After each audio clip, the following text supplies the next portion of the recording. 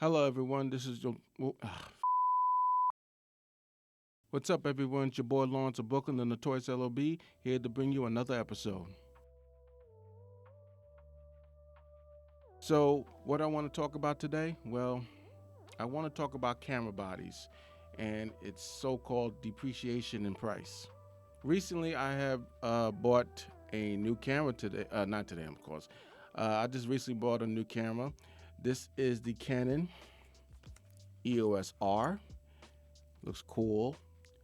And I purchased this off Facebook Marketplace for around $800. I just not just for the body, but usually when I was researching, this thing was still pretty much $1,300 to $1,400 just body, no lens, no nothing.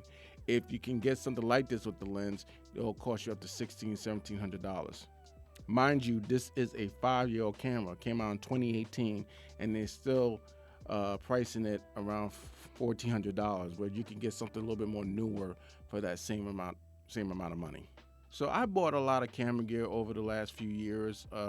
Recently, like I bought my Blackmagic Pocket 4K over a year ago, the Canon EOS R about a week ago, and I had to travel all the way out to New Jersey to get that camera.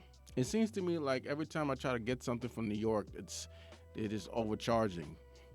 Typical New York, overcharging for everything. So when I was looking for this particular camera, I was looking for any deal I could find. The cheapest so far I was able to find was something for around $1,000.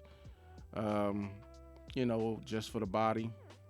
I was also looking at the Canon EOS RP, but after checking it out at B&H, I wasn't really feeling it, and the R seemed a little bit more to my liking. So I was trying to look for any deal that had the Canon EOS R, but it was a little too rich for my blood. Then I saw this something on Facebook Marketplace, $800, but I had to travel all the way out to Jersey for it. So what did I do? I went out to 42nd Street, took the Port Authority bus, went out to Jersey and bought it. Simple as that. It was an all-day affair. I'm gonna put some videos. I should post it right now, actually, but I'll put a little bit something later on.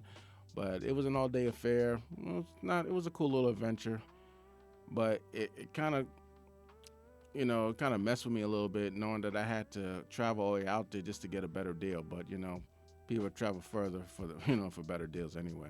The one thing I've noticed about these camera bodies is that I was always told, since I started getting into this thing, that lenses, keep its value. Audio equipment keeps its value. All these other things, tripods, all that stuff keeps its value because it's valuable, and it maintains its value because it's pretty much used for long periods of time. Camera bodies, on the other hand, you can always change them like a car. But the problem is that these camera bodies are not depreciating in value as much as they should. Like I said, the Canon EOS R is still being, priced at around $1,300-$1,400 at B&H or Adorama. They're still pricing it that high. Anywhere you go, Craigslist, Facebook Marketplace, which I, visit a lot, they are always charging a very high price for these 5-6-year-old cameras. I think it's really ridiculous. Over the last few years. I mean, I'm not a camera buying type of person. I think my Blackmagic Pocket 4K is awesome. That's good enough for me. Good enough for the clientele that I use it for. The Canon EOS R is just kind of like a hobby thing. I still love, I'm not sure people know, but I've always loved photography. I don't really take it as professional as I do my filmmaking, but every now and then I can take it out and shoot, and it gives me inspiration, gives me calmness. But I wanted something nice, and I did have my Nikon D7000, but it just wasn't to my liking as much. So I was looking around for something a little bit better, a little bit more up to date. I know that's funny saying that a 5-year-old camera is up to date, but it is to me, damn it. And and so far so good. It's done well so far, and I like the quality it comes out. Not much the video quality. The video quality kind of sucks, because honestly, but it does help with content. As long as I keep it at 24 frames a second. As long as I keep it at 24 frames a second, it does well. I don't really care about the crop or anything like that. So Doesn't really matter. You know, another thing as well as talking about the camera bodies, these the DSLRs has also become a little bit more expensive. Even 5, 6, 7 year old cameras, DSLR cameras, no matter the brand, well, it does matter to a certain degree. They're still highly expensive. Canon, I just don't get it with Canon sometimes. Nikon too, for that matter. They price their DSLRs too expensive. But you know what? It's not the companies. I don't blame Adorama and I don't blame B&H for that. Because as far as I'm concerned, they're highway robbers anyway. I don't, the Blackmagic Pocket 4K. I just found out a great deal, so I decided to buy it from them because they was only charging like and then mind you, this was a used camera, refurbished, for about $1,000. So I bought it. And the other camera, on the other hand, is always highly overpriced as far as I'm concerned. So to me, B&H and Adorama, they're known for that, and I believe I don't know why they do that, but they're known to overprice all the camera bodies, no matter what it is. But now I'm beginning to see that the people who sell their camera equipment, they're doing the exact same thing.